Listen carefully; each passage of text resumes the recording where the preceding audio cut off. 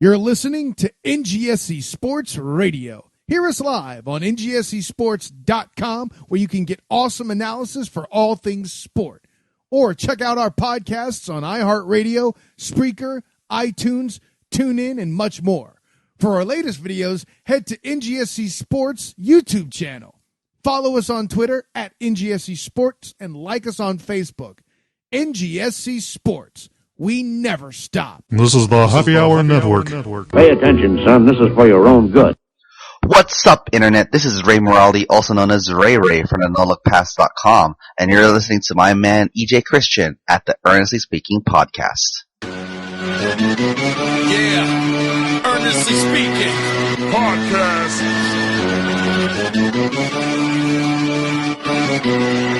Let's get it. I'm a giant in New York, in Miami carry heat. So much more in store, my product can flood the street. Opinion Nation Godfather, CEO. Puff in the late 90s, gon' see me blow. Oh, got my hustle on, no imitation of that. Army of untouchables, Opinion Nation staff. Never an off season, homie, check the numbers. Heart throb in my own right, supplying southern comfort. Earnestly speaking, my ego is well fed.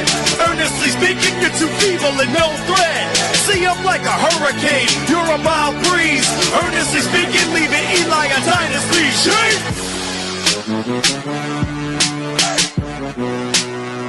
All right, so welcome to this on the Earnestly Speaking podcast. I'm your host, Ernest EJ Christian of NGSCsports.com, where we never stop.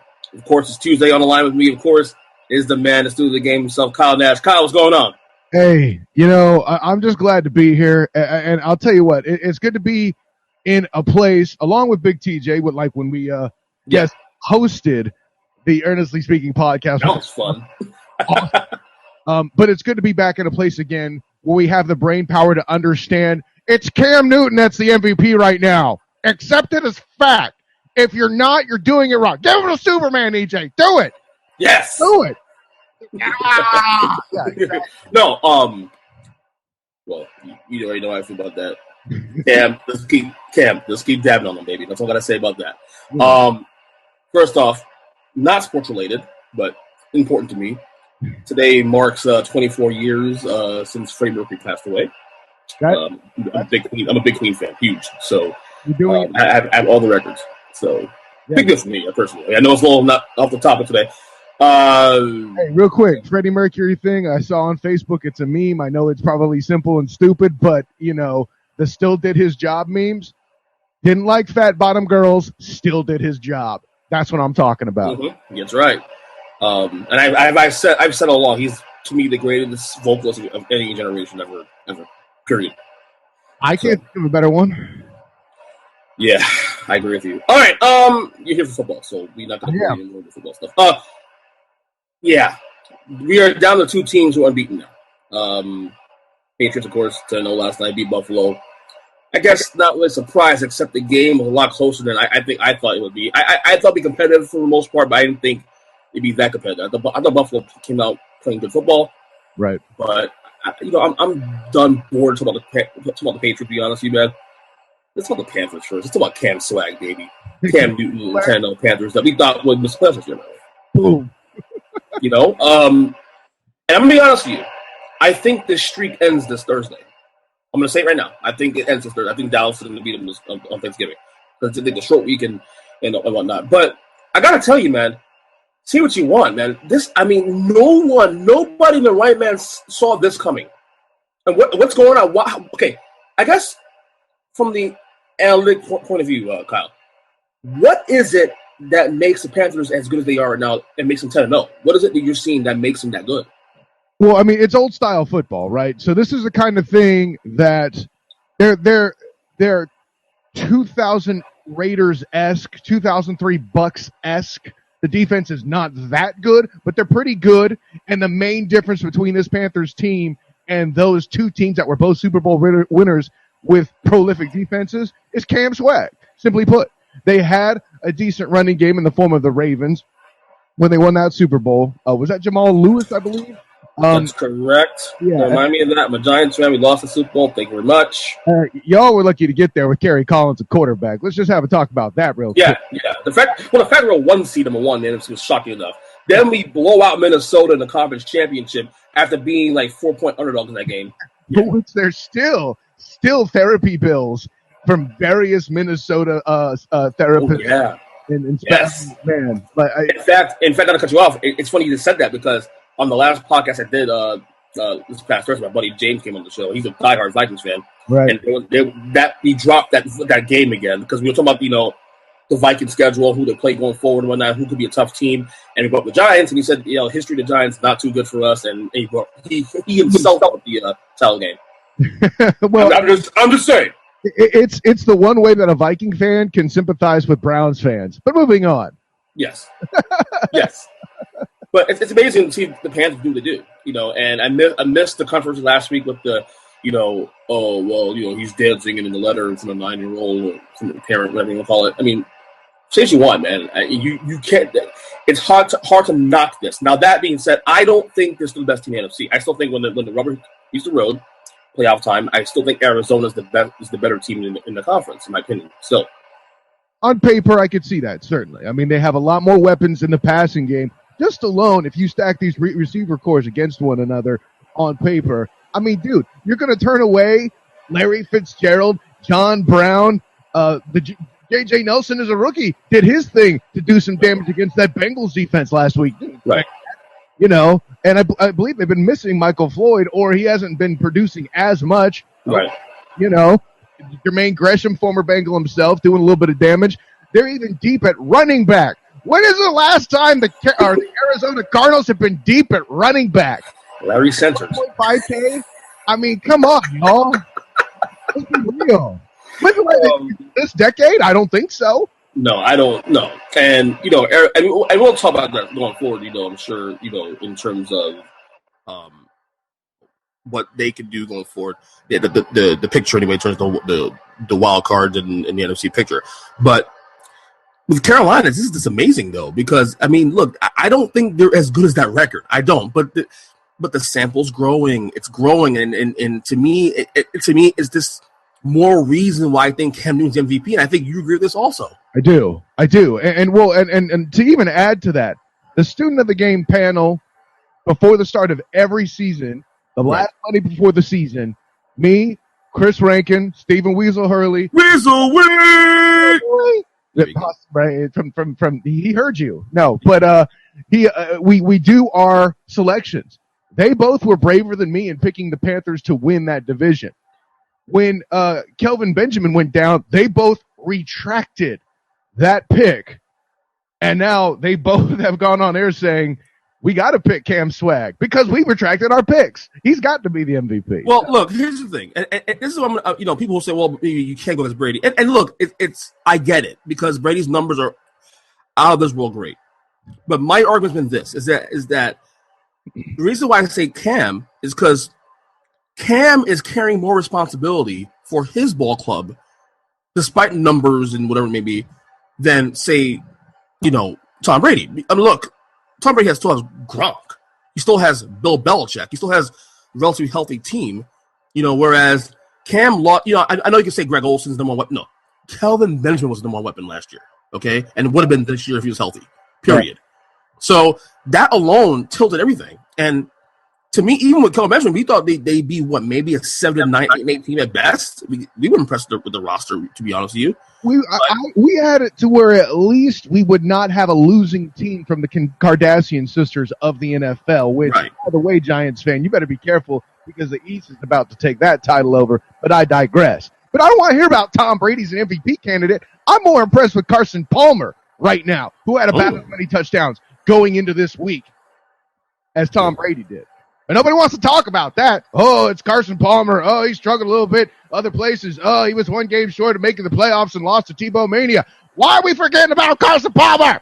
Why? Because it's Carson Palmer. That's why. Probably. I mean, it's haters like you, Angie Steele. I'm not hating on. I'm not hating on Carson. I'm just saying that's the reason why. I think he's a top 3 or 4 candidate for the MVP. I mean, Gronk, Brady, Palmer, and Cam, and then AP. And lastly, the other edge that Palmer has, even over Cam Newton, Check the schedules, kids. Check the schedules. Bottom line. Oh yeah, speaking of schedules, because Pats fans get a little pissy at me about this. Well, who they played? Well, through 12 weeks, you can argue right now that the Panthers have a harder schedule than the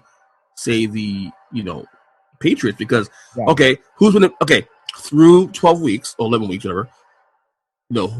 As it played out, especially too, because we would have said the Jets weeks ago that was a tougher team that both teams played. Now the Jets are falling apart. So the hardest team the Pats have played this year is my team, the Giants, 5-5. Because who else they played to be over 500? Nobody. Check the schedule. Nobody. Buffalo last night was over 500. Not anymore. So Carolina could say, well, we went into Seattle, which, okay, fine. Seattle's not the same Seattle, but it's still in that environment. And it beat Green Bay. Name a defense that the Pats have played that is as good as the Seahawks. Don't worry, I'll wait. The Giants. Not the Giants at all. I'm giving you the Jets at full strength, but look, people keep talking about the Jets as a tougher opponent at one point. Hey, this is still a team that needed a starting quarterback to get punched in the face for an upgrade, and now you're trying to use that as a point? Oh, and our receiver core is bad. Dude, you have two other guys that aren't Julian Edelman that were number ones at one point with their former team. Granted, LaFell got there thanks to injury with Steve Smith, but the point is, now they're trash? No, it doesn't work that way. There is depth all over the place in that receiver core in New England. You play a schedule that, I think the Puerto Rican bobsled team could compete with in football. Okay? Wait. They got bobsled teams like Jamaica? Really? When's their movie? Just kidding. So we played a lot. I think I already hinted my question, my answer to this question, but I'll go ahead and toss it to you. Who loses first, Carolina or New England? Because I look at the schedules, and I already said Carolina's losing this Thursday to Dallas. I'll tell you what, if they beat Dallas, on a short week on Thanksgiving, that says a lot. I know they're 3-7, but it's still Dallas with Romo back and Dez healthy. Well, I don't share in your optimism there, unfortunately. I hope I'm wrong. For the record, I hope I'm wrong because it helps my team. Just right. Well, of course. But and don't make the same mistake that Dolphin fans did with Dan Campbell. We're done. I'm done with that Dolphin. Yeah, I'm done with Dan Campbell. I think that's over. Because Romo coming back and beating the Dolphins is no different than Dan Campbell and the Dolphins coming back and beating, at the time, the Texans, who hadn't figured out that TJ Yates could still play. Who knew? And the Titans, who were not impressive, even though they beat the Saints. Right. Almost beat the Falcons, but no one wants to talk about that. Frauds. Fraud cons. No. So the thing is, though, the Dallas thing. The reason why I still mention Dallas being tough at 3-7 is because look at it. We've said all year long that before while Romo was hurt, outside the New England game, they were in all their games, literally one possession to win the game, and they lost those games. You put Romo in the game, most likely they win at least 80% of those games, at least. Yeah. And you saw immediately on Sunday with Romo back in the lineup. He was rusty, yes, but he made plays necessarily win the game on the road. So that's why I still think Dallas is still a team. I'm not going to say that they're going to win the East because I think the Giants have 2 games up with and a split on the season series. And as long as they do their job, they win the division. But it's hard not to dismiss Dallas just yet. Now Romo back in the lineup, and they've been good defensively this year too. So, that division breaks down very simply. It's the unpredictable versus the inconsistent versus the unfortunate versus the irrelevant. And I couldn't necessarily tell you at any point during the season which one of the 4 teams met with that title because they all seem to flip-flop around them. None of them. I don't want this division. Do you want it? Oh, well, Tony's hurt. Do you want it? Oh, well, we have Kirk Cousins. We're not as good as we thought. Do you want it? You like that? Kelly. You like that? That's right. That's such a good segue. Well, so you think the Pats lose first? Because it's the Pats schedule ahead. It gets relatively easy at this point because we had this conversation at least twice with these podcasts all year long. Right. Unbeaten. Now, I'll be honest, the last 2 weeks they've kind of looked a little bit, I won't say shaky, but the competition's definitely gotten a little more balanced now. But the teams they play going forward, this week's Denver. Then they got games to Jets later in the year, games to Dolphins later in the year. They got Philly in there who's shit in the bed now. Yeah. There's a game there against another the Texans, who actually all of a sudden is playing. All of a sudden they're actually that game in person, actually, and I would your boy right there, JJ Watt, right on the screen right there. By the way, we're on YouTube for it, guys. But JJ Watt there on the screen. So hot for what? Most annoying player in football. Check out the fathead. Yeah. Most annoying player in football. I said it.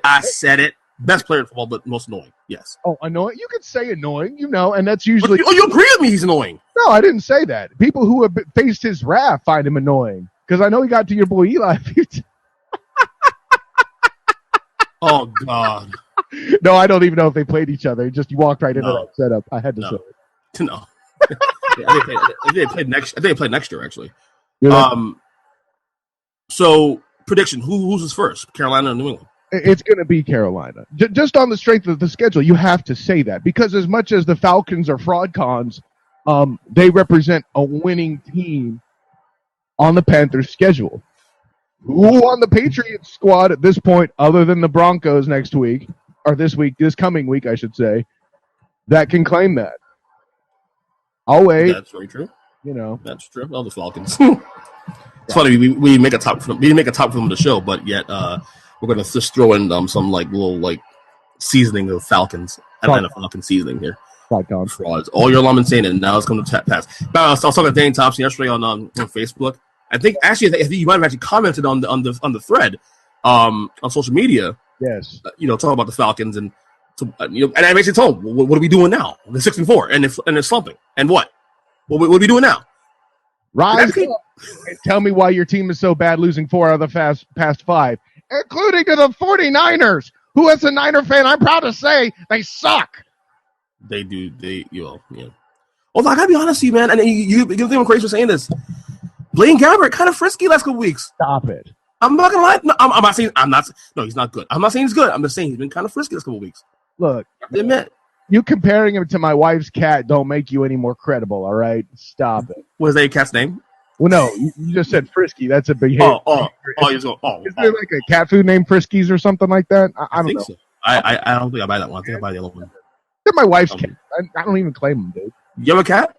No, my wife does. Oh. What I did there? 2 of them, actually. Wow! Kids, close your ears. Oh no! Oh God, no! I mean, literal. No, they're animal cats. I mean, but that's not the point. That's the point, dude. You lost me there, bro. No, I know. Kyle F. Nash. You are terrible, dude. I wasn't trying to be this time. You were the one holding up the dirty pictures. No, it's not. No, you have dirty pictures there. Well, that's me. I got Marilyn Monroe in the background, but okay. Yeah. We just touched on them quick on the Cowboys, so let's talk a little more. Big win against Miami. They're still in the mix. Only 2 games behind New York. I gotta be honest with you. I think they're still scary because they're healthy now. They and are. their defense is actually pretty good. They're actually not that bad, and they have been that bad all year long. Can they make a run in the East? I say yes, they could. Well, I don't know if they will, but they could. Right. So they still, technically speaking, have the worst record in the conference. There's that. They do. At 3-7, the Lions are tied with them, and the Lions correct in the tiebreak at current due to conference record, I believe. Wow. So good one. Good research there, buddy. I didn't know that. Attack talent, student, not just a clever nickname. Moving on. Wink. But no, the difference though is simply the division. I believe my dude Stephen Weasel Hurley put it best when he said, I made that same comment about the Lions are better than them. And he's like, yeah, but they don't play in the NFC North. And in all of his negative Nancy, he's absolutely correct. And they can still lose to the Panthers and be a threat to win that division because the Giants, unpredictable or inconsistent, whichever you want to call it, that's what they are. And the same goes for the Redskins. And I'll tell you, having to write up the matchup mania to feature that game because of the playoff implication in that's that game. Tomorrow, right? Tomorrow's released on NGSports.com, right? Right, yeah. Be writing that tonight. I'll post it tonight, but hey, check it out tomorrow. That's the feature, man. If you get look, if you're an insomniac and you happen upon it on Tuesday, bonus points for you, all right? Let me ask you a question.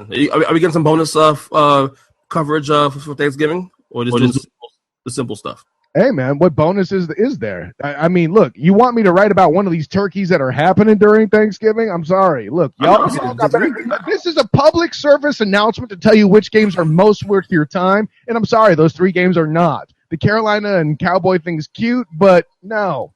I mean, come on. You're not getting the Carolina and Dallas game on the mum? No. The mum? Earn that.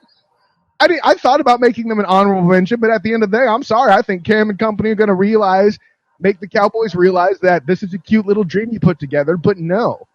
And if I'm wrong next week, hey, I'll be the first person to, start doing my leave Tony alone joke. Wait, did you just pick Dallas to lose?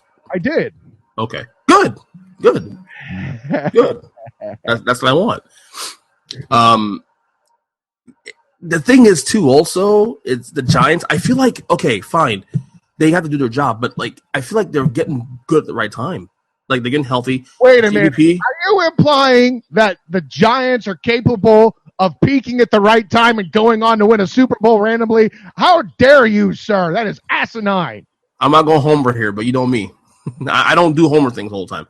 But I feel like there's been some good things happen. Like that Pats game, that was probably the best game of the year. Yeah. Ball, and yet the foot. Huh? Y'all shot yourselves in the foot. What do you want me to tell you? For the 8th time this year. Could have won that game. Yeah, man. That was tough. I'm even go here. Losing to the Pats was worse than what y'all did in Week 1 to the Cowboys. At least the Cowboys gave you some gifts. Giants killed themselves in that game. Absolutely. That's a good point. I can't. And not only that, even when they fucked up with the ball, they still had a chance to win the game. Landon Collins drops the interception. We're not having this conversation.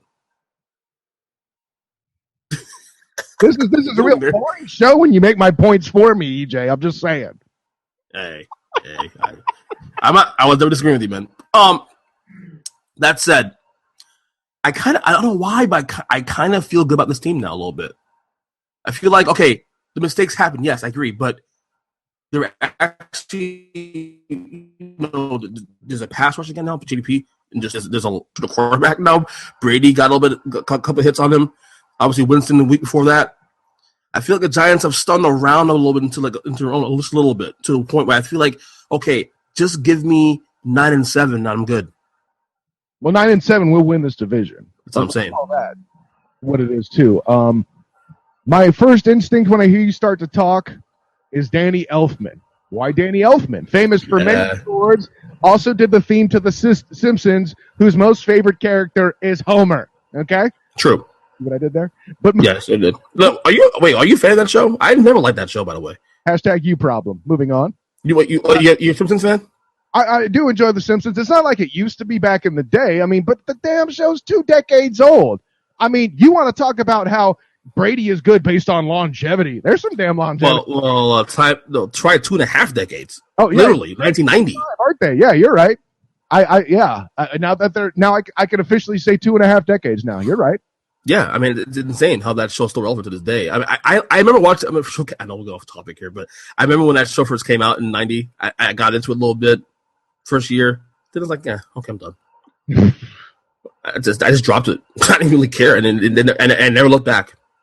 Hey, not for nothing, but the ride that I think they still have it. I don't know that they do. Maybe they don't. But the ride that they had at Universal for it was the Jam 2. It was pretty good. I mean, it ain't Back to the Future good, but that was which I believe that's what they replaced it. It was, and I'm gonna go apples and oranges defense on you there because they were just 2 complete look and feels to what they were trying to do there. But I think they were both successful. They were actually the same thing, but different feels. Kind of the same idea. That's what I mean. Right. Yeah. I prefer the Back to the Future. I'm just more of a 80s pop culture nut. So no one on that, and if they do, they're doing it wrong. Back to the Cowboys. So if I ask you, Kyle Nash, give me a percentage chance that the Cowboys actually win the East this year. Percentage chance. You give me what? Considering the fact that they're starting 3-7 and are the worst team in the conference, I'm giving them a very optimistic 30% chance. That's not bad, actually, considering. And, of course, it's the East. And the only team you really have to worry about is the Giants because the Eagles are falling apart. What about the Redskins? Wah, wah. Actually, I say that, but the Redskins being on the schedule twice and the Redskins being the team that knocked out Tony Romo for a bit in 2014, there's some stuff brewing there. Wonky. It's very wonky. Yeah, I agree. And look, I don't know what to make of the Redskins, and they don't know what to make of themselves. They kind of get to the fourth quarter and realize, hey, we have a shot to win this game. Why don't we throw a few good passes? All right. Let me ask you this. What do you make of the AFC South now all of a sudden?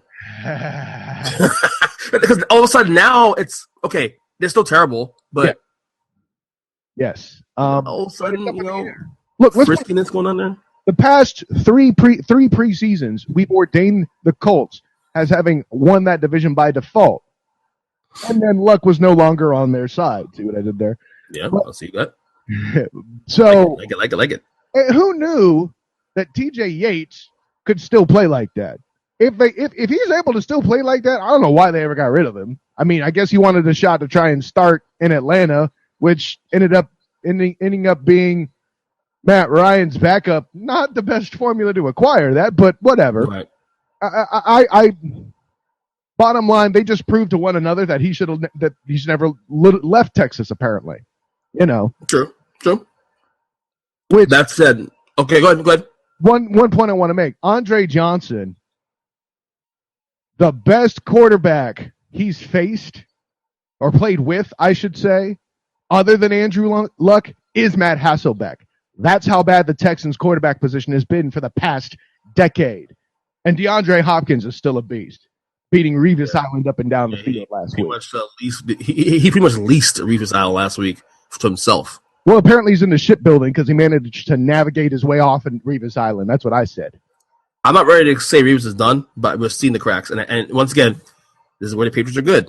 And I was one of the guys back in free agency that said, let him walk because of the money. If you get him on a good deal, fine. But that kind of money that New York paid him, let him walk. Right. Well, I mean, and they have so much history doing that too with DBs. Lawyer Malloy, Ty Law. How do you make Ty Law walk? Back at that time, that blew my damn mind. But yeah. I mean, now in the case of Ty Law, it bit them quite a bit more. But at the end of the day, let's just put it this way: when it comes to knowing when DB should walk, got to give the Patriots credit; they do it right. So what's right now? AFC South: Colts 5-5, Texans 5-5. The Jaguars are 4-6. And by the way, the Jaguars, it's funny because their record might be worse than the other two teams as mentioned, but I feel like of the three teams as mentioned there, they have the most upside. Also, remember Jason Myers missed 2 opportunities to close the door on the Colts the first time they played, so they could have just as easily been 5-5 and at the top of this division. Right.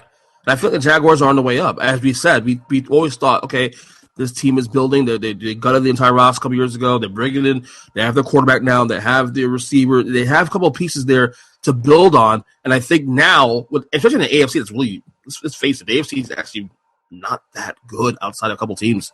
They're pretty I mean, it's not that far-fetched to run. And by the way, the wildcard picture, which you get to in a second, they're in it. Yeah. They're in it. They're a game out. Not going to get in, but I mean, they're in it.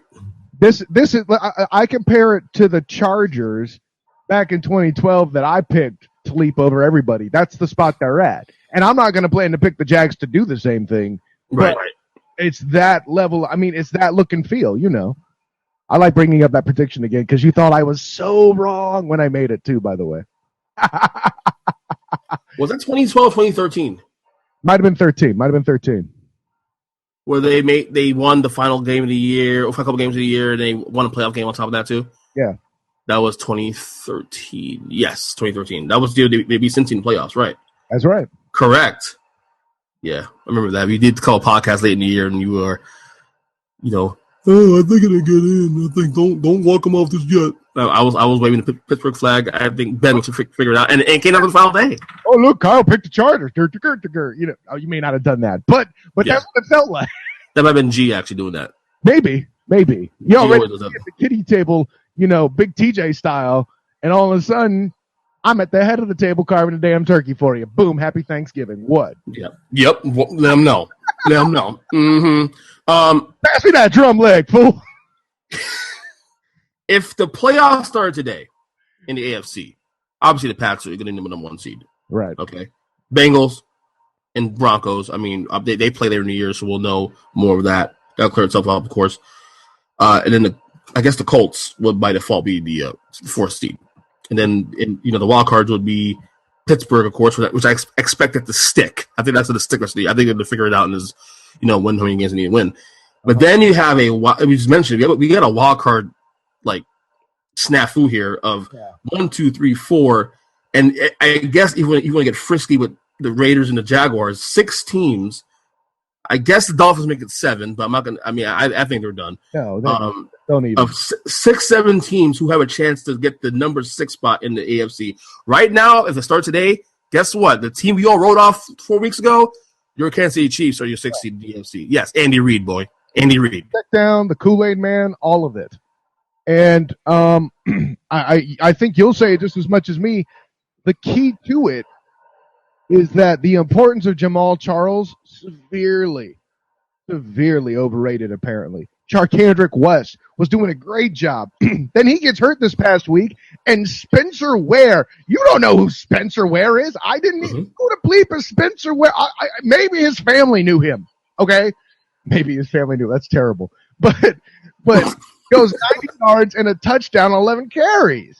With those numbers in a check down style offense, with an offensive line that, look, not for nothing, playing great, and a defense that's finally playing to Pro Bowl form, not to mention Dontari Poe becoming the biggest man to ever score a touchdown in NFL history. Dude. They've won 4 straight against teams like Pittsburgh. Yep.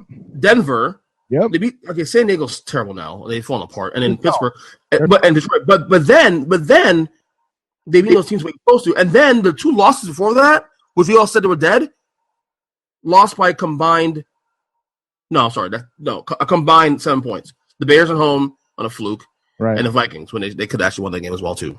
I could argue also that the defeat of the Steelers and Broncos are both flukes because Peyton Manning essentially fell apart on the field right in front of our eyes. But 29-13 though. I mean, KC jumped on the Broncos pretty early in that game. Yeah, he was 4 for 20 and threw 5 picks, dude. I mean, you're trying to tell me Osweiler would at least done a little bit better than that? We'll get to that in a second, the Osweiler thing, because I think that's what we need to get into in a little bit. True. And then Landry Jones was starting for the Steelers, and as good as he may or may not have looked in his time, which I don't think he looked bad, he's still a third-string quarterback. You're trying to tell me he would have done that to Roethlisberger? No, sir. No. Could we agree, barring any health issues going forward, Pittsburgh 5 seed, right? Pittsburgh 5 seed? Oh, yeah. I had that in the predictions, too. I had that in the predictions, too. So, yeah, definitely 5 seed for the Steelers. Yeah, I agree. Okay. So that being said, 1 seed up, 1 slot left, 7 teams, as mentioned. Kansas City, Houston, Buffalo, the Jets. Then you have the Raiders a game behind, as well as the Jaguars and Dolphins. Pick one team you feel the most confident right now, going to Week 12, that you feel that can get that last wildcard spot. Are the Bills on that list? I don't think so. They are. I see. Yeah, the Buffalo was. Yeah. Okay. You said Buffalo. You didn't say the Bills. That's what threw me off. I want to be all controversial and tick you off and say the Texans. Actually, you know what? I'm going to do that, but let me tell you why. Because yeah, go ahead. The easiest schedule remaining. The easiest, if the road between me and the playoffs has the Titans, Jags, and Colts on it, I'm not feeling all that bad about life. I'm not trying to look, we talked about the Jags are improving. They're a decent team. We talked about, what has been done for these teams to make their second half push. And I just don't think it compares necessarily to the Texans. That being said, man, it's hard to vote against the Chiefs too, but I'm going to say the Texans because, first and foremost, the schedule. Speaking of the schedule, Texans play the following. Saints at Bills. What do you think of those 2 games on the map? Look. I see a split there. What do you want me to tell you? And, the Saints are once again the prom queen team. They know how to score, and they can't stop anyone from doing it. Except that first part, is kind of changing too. So Yes, that's so true. Then the Patriots at home, the Pats come uptown. And that's the game. That's the game I'm going to be at, and they're going to lose that game. You go to that game? I am. There's a buddy of mine who go around the country, go to different stadiums and stuff. We've made it to still. By the way, if you ever get a chance to see a game at Lucas Oil Stadium, you do it. You don't. Ray, if someone asks you if you're a god, you say yes. Okay, that's Lucas Oil Stadium. Wait, you going to the Indy game or the Patriots game? Patriots. Yes. Okay. AKA the former Reliant Stadium. Yes. Right. Wait, they're named Lucas Oil now? Lucas Oil is Indianapolis. Right. But you're going to Houston, right? That's right. That's the okay. Oh, okay. You made another point. Okay, cool. All right. Yeah. Let me stay on topic then. Sorry. Then they end the year on the road. All 3 games on the road. Okay. Colts, Titans, Jaguars. Andrews will be back, but Luck's will be back by then. Maybe. I mean, look, it's with the whole lacerated kidney thing. I really don't know what to think about that. I mean, the Colts as a franchise are wise to just sit him for the rest of the season because, okay, they make the playoffs and win the division. To do what? Okay, they ain't getting past the first round. I think if the Bengals draw that game somehow in the first round, I think Andy Dalton will definitely get his first playoff win. That's basically what it amounts to. The Colts would be within their rights to protect their franchise guy and sit him for the rest of the year and pray he just doesn't become Derrick Rose. Oh, no, he went there. Oh, no. Basketball smack. What? Yes. Let him know. I'm leaning Bills. And here's the reason why. Because the Texans can still win the division, get a home game, get a home playoff game. That's the thing we're forgetting here. And here's the Bills' schedule going forward. And right away, they play some important games because they go to Kansas City this week. That's a huge game, obviously. Epic. That should be. I know that's a Matchamania game for you, but that's definitely a humongous game. Houston. So basically, Buffalo's playoff lives will be decided in 2 weeks, probably. Yeah. You know, at Philly, which I could see a win there because I think Philly by then is going to be just done. Dude, Marcel Darius, it's going to be a win. Okay. Yeah. At Washington, frisky Redskins team. Although this past Sunday was terrible. You and this damn frisky. I don't. Frisky.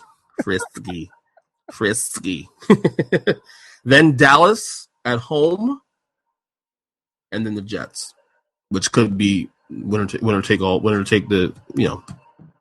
So you're kind of contradicting yourself with this, though. Then, so because if the Bills beat the Cowboys, that might throw your NFC East rise from the Cowboys that that they're saying there's a threat for them to do. Well, right. Well, I'm looking based on just looking at the game. What I hope is that Giants get in, and then that's it. Hopefully, the Giants do their job and stay 2 games up in the division. Not have to worry about week 16 and 17.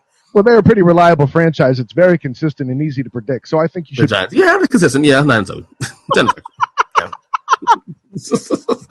I'm leaning Bills though, but I think the Texans could steal the South, and then Colts fans could continue booing Luck and then lose Luck in 2 years. Yeah, please. Yes.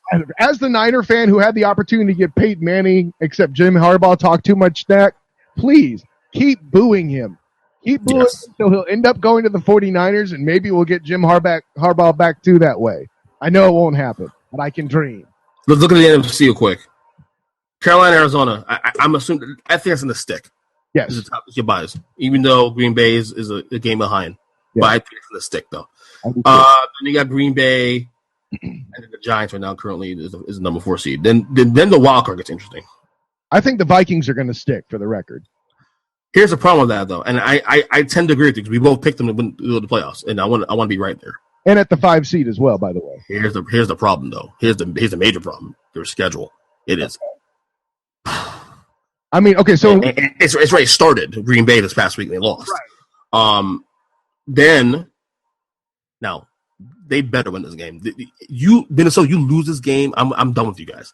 That is at Atlanta. That message is what you will see in the mum, essentially. The mum, yes. Game up at Atlanta, Seattle, which you don't know what you're getting with them yet. Still, I mean, at Arizona. Oh yeah, no, that's a loss. Let's not even dance with it. Okay. And I would say this much about the Seattle game as well. It's a trap. Yes, sound bites. Chicago. I'm going to say it again. I know you hate it, Frisky. The Bears are. Look, I'm going to be honest with you. I told you this a couple days ago. They're 4-6, but they don't look like a 4-6 team. To me, they're like a team that's just right there. A couple tweaks here and there.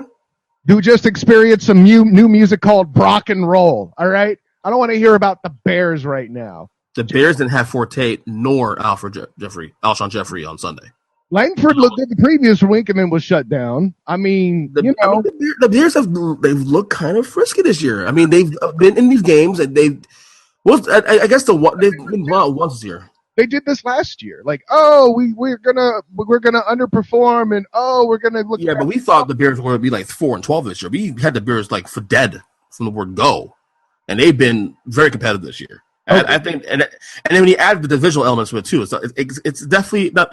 I'll say as much. It's a win, but it's not a gimme. Okay, I'll put it this way. Maybe they're not dead, so I'm going to upgrade them on behalf of your statement to extras on The Walking Dead. How about that? You watch that show? Yes. What do you think? I stopped after season 1. I stopped. Now you have a reason to watch again, or at least G. Stilio does. G. Steele's tasting TV shows and we don't mix really that much. Well, then I guess he's not watching his Bears on The Walking Dead. What I mean, you know. Then the final 2 games are the Giants at home, which not a gimme. No. And the Packers on the road. I mean, look, what I would like to see is that second game mean as much as last week's game did in Week 11. You mean Seattle? No, I mean or Atlanta. I want Week 17, the rematch for Vikings-Packers, to mean as much as it did last week. Like, we have that opportunity to where that game decides that division. Yeah, if you're a Vikings fan, you want to hope that they guarantee a wildcard spot at least. Yeah, and have that game go for division. So at worst, you have a spot in the playoffs. You know what I'm saying? That's the worst. That's the best spot you want to be in. And with that schedule that they have, provided they can maintain, that'll keep them sharp and nasty. Dare I say, frisky for actual playoff performance to possibly win a game. I see 2 wins here guaranteed. Guaranteed. Probably Atlanta, because I'm a dick that way. Todd Cons and Chicago. And then the Giants get kind of weird because we don't know how good the Giants will be at that point. No. So that's 9 wins there. I think 10 makes. I think 10 you feel comfortable. 9. 10 on magic number. I agree. 10. You know, because you had too much stuff going on here in the wild card because, you know, because of Seattle. Look, they're not good anymore, but. That roster is good enough to reel off a couple wins here and there, and all of a sudden they fall to 9 wins. Like, oh shit, what happened here? Clinging That's to the problem. Life, Seahawks, aren't you? Clinging to life. Though I'll say this: your boy Russell Wilson is going to remain relevant there for one reason alone, and his name is Thomas Rawls. That kid is legit, dude. Yeah, that kid is legit. And don't give me it's the O-line. Look. Either Thomas Rawls is nasty or that O-line is doing enough to make him look nasty, and everybody in the league already knows that Russell Wilson's going to roll outside whether he needs to or not. It's a lack of discipline. He lack of discipline. Watch the film. That pen in your hand right now is scaring me. You're going to stab me in the face. What's it say? Still the game? Yeah. Yeah, boy. Oh, nice. I need one of those, man. Ship me a gift for Christmas. I was actually planning to bring one with me when I actually do make it down to South Florida. I'm not even. What is that in 5 years? No, man. With the season got to be over, dude. We doing too much. Jesus. You know what's funny? The NFC picture is actually kind of weird because forget the division winners. The wild card's why I think is more interesting because we always end up talking about it because Atlanta. Okay, they be the 6th seed now if it starts today, but they're fading. Yes, you know. Then you got, oh my God, here comes the Buccaneers, the game behind. By the way, I picked them to beat the Eagles last week, not for nothing. You're a smart guy. Seattle's behind. I think I picked them to win this week too. I forget who they're playing right off the bat. I haven't seen the schedule yet. I haven't seen the schedule just yet. I think tomorrow with Zach, I'll do that. We picked on the student of the game, but I picked the Bucks. I remember that. Okay. Yeah, I'm the Bucks play Indy at Indy. Yeah. Really? I picked them over Matt Hasselbeck. Damn right. Ooh, Jameis Winston ruining lives again. Love it. You know. Let's see.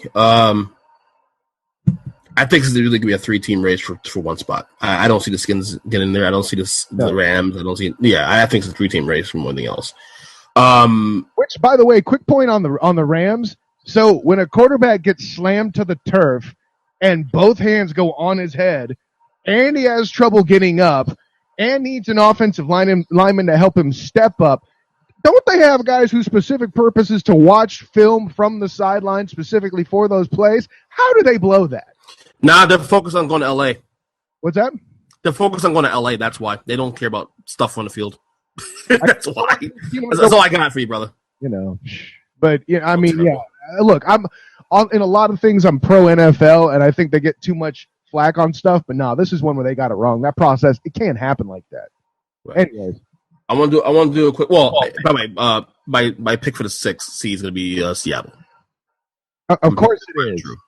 I mean, okay, let me ask you a question. Who are you trusting of the 3 teams mentioned? Atlanta, Seattle, or Tampa Bay? Who are you trusting the most? Should we look at schedules again? Hell, ain't none of them trustworthy. You're right. I'm going to go Seattle because Thomas Rawls. I'm sorry. I'm going Russell Wilson, Sierra. That's what. Oh, did I say that? Yeah, I said it. Keep hitting on Sierra. That's great. But just because there's a touchdown there doesn't mean she's going to help you score. All right? Thank you. Oh.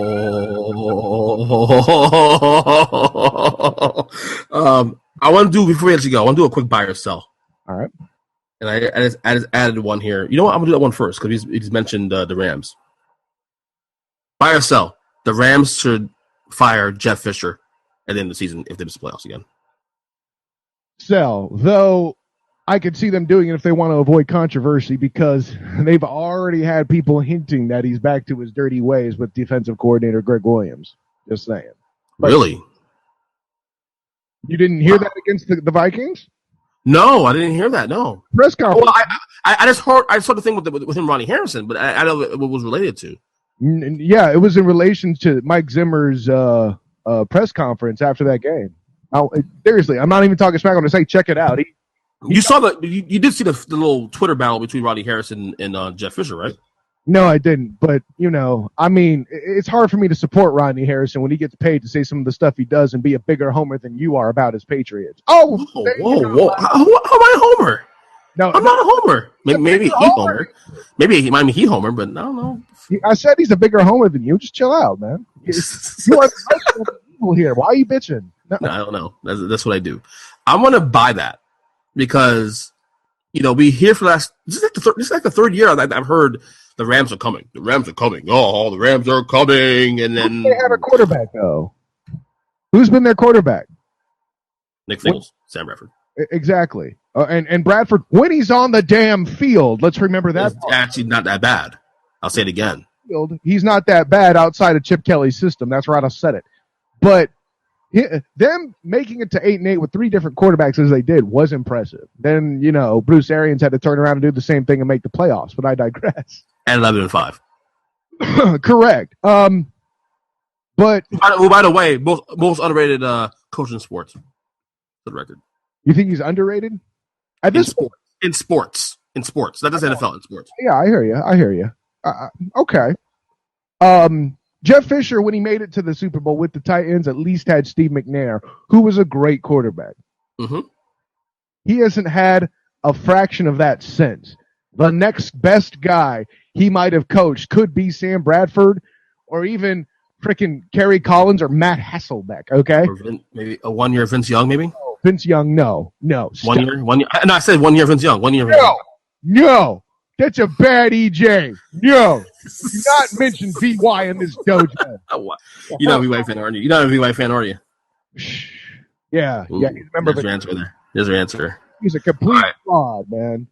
By the way, nice segue you just mentioned there, Chip Kelly, because my next buy or sell question is this, or topic is buy or sell. the Philadelphia Eagles should fire Chip Kelly at season end. Well, here we go with the firings now, man. I'm just throwing the gauntlets out. Well, it's that time of year. It's all going to depend on if the Eagles pull a playoff performance out of their keister, which they will not.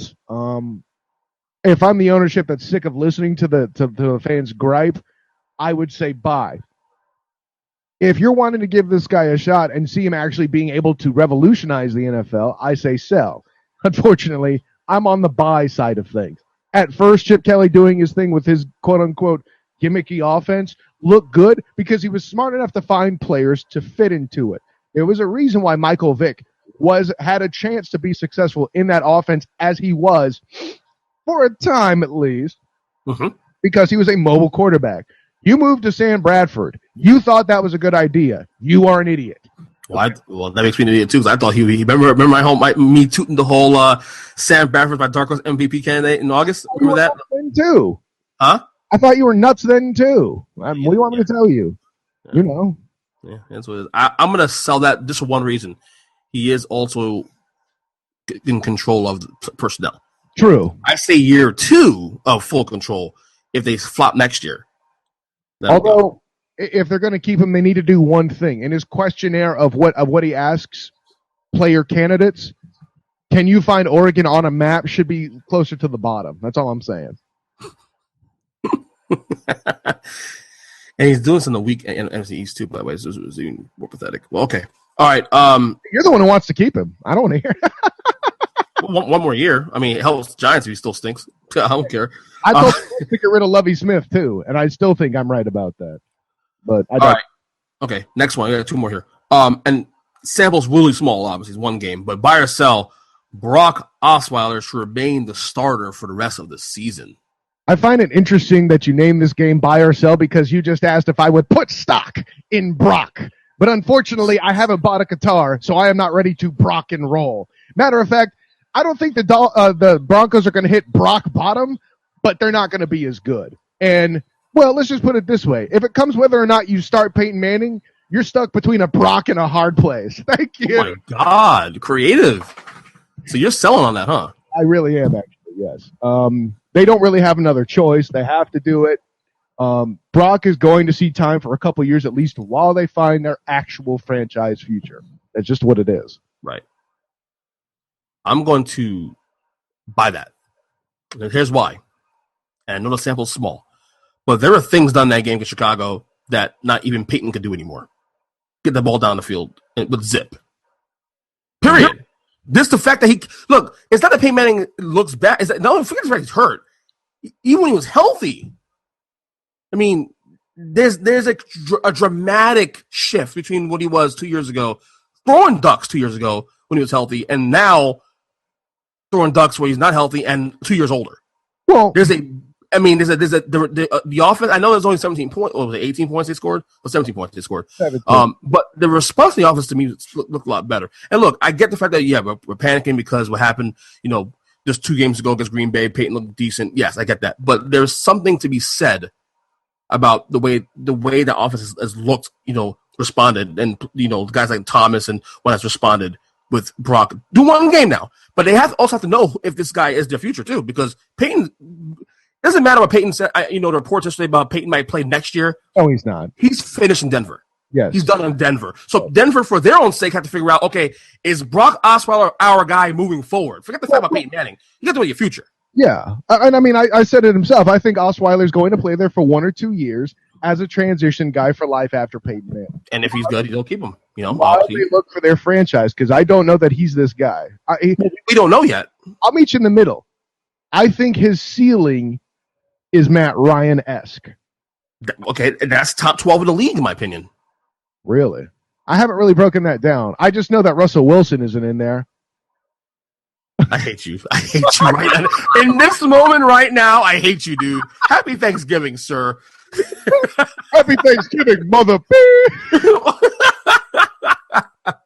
Jesus. See, now I get that was good, though. Well, I mean, he's a lot of it. Well, look, we get that. That's still on top another day. That's still a podcast. But I hate to say this right now, but right now, and the sample's small, until he proves otherwise, Brock Osweiler gives them the best chance to win right now. He does. Stock in Brock. Well, we're going to see. Well, I'll tell you what.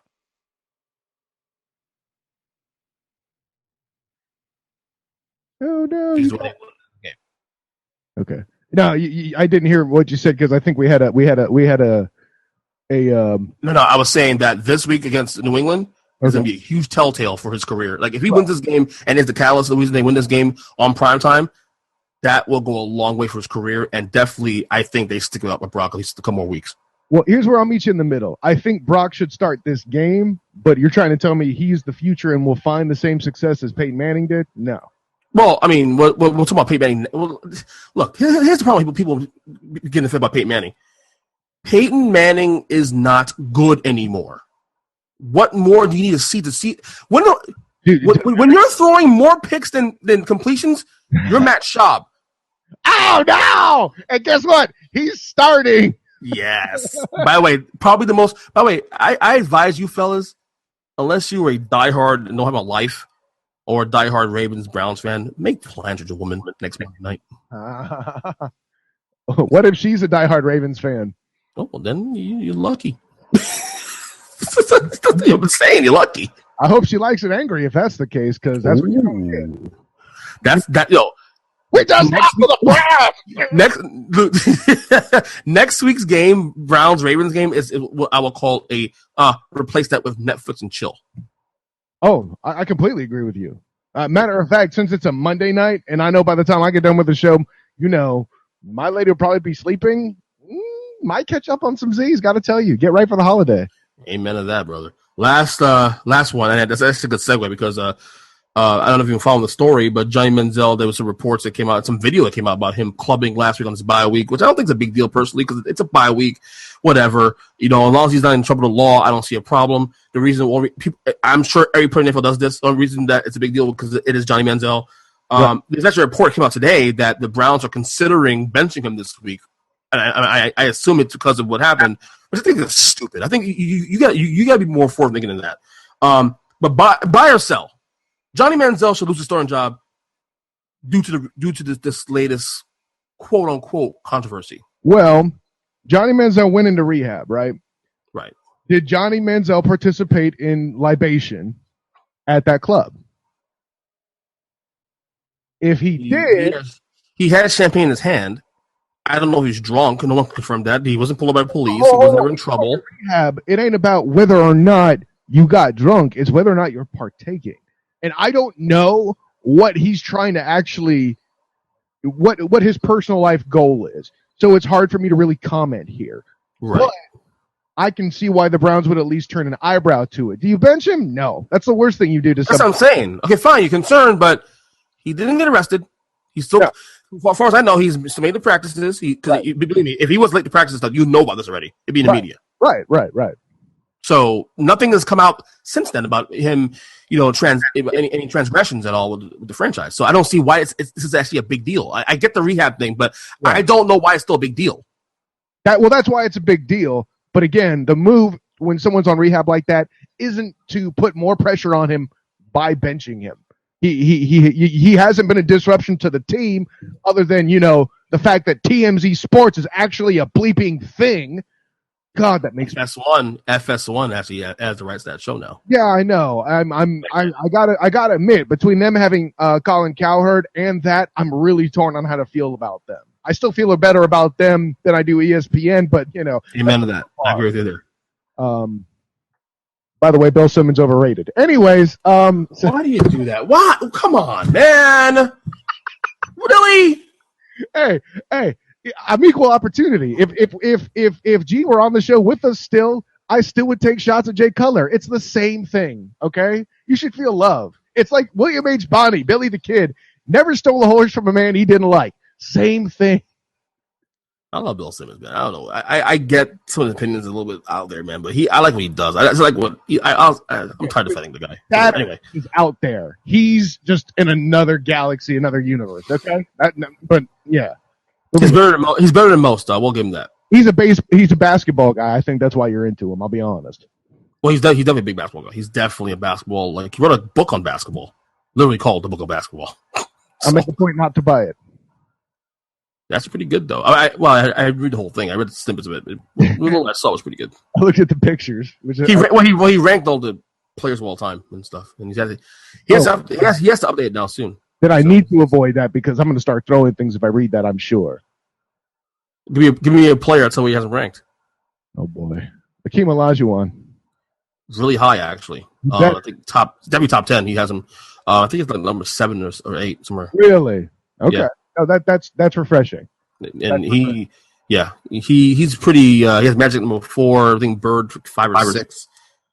You know. Whoa! You mean a white guy from Boston ranked Larry Bird really high? The hell you say? Well, I mean, he's a Bird fanatic. So hey, but Bird, I'm just talking smack. Anyway, first off, I want to thank you for I haven't a chance to do this really because we haven't had a podcast since before my trip. Thank you for hosting this podcast actually in my absence with the man Big TJ Johnson, of course. Dude, that was a treat for me. I mean, that was fun. And it's funny, like it was so cool. Like I actually want to start doing that more often. Like just like on purpose, not doing shows. Say, hey, host my show for me, man. Or just having guest host once in a while, just to kind of express something. I'm nervous about it too. Now you're like, F it. Here, go ahead. No, I wasn't nervous. Only because you were doing it. Because you were doing it. Like, there are really only 3 guys in the world I've actually given my show to 4 guys. There's 4. And the first time I did it was actually kind of, what? Okay. But G, Twan, right, and you. And Bob Sullivan did my show way back, like in 2012, when I had like stuff to do with, ESPN Radio down in West Palm Beach.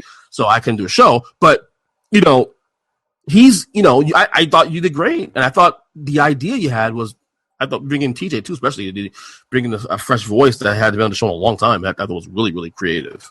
Dude, hey, look, I'll tell anybody out there, whenever you put me and Big TJ in a room, you just better expect a good time. Yeah, we gotta. I feel bad because I gotta get him on this podcast really soon. I told him this like in December, definitely. Yeah, because him and we had some great conversations, and it has nothing to do with sports. Like we talk about movies and TV. Oh, dude. And I think that's something we're going to be diving heavy into probably next month or in January at least. Like, he isn't even, quote-unquote, an old guy per se, but, man, he is a sage. I feel like if I were to do a movie and I needed a Jedi-esque character, right, some old white dude with a beard down to his ankles. No. I'm getting Big TJ. Like, I don't know. It's like, this is probably outside your demographic, but, like, they'll play Cats, which is complete trash. Oh! Don't tell my wife that because we talked about that a couple days ago. She's like, "One of my favorite plays in the world." Cats. Oh, like, there's really? some great performances. It's just nothing happens. But we're gonna move on. Yeah, definitely a Deuteronomy type, the big badass one.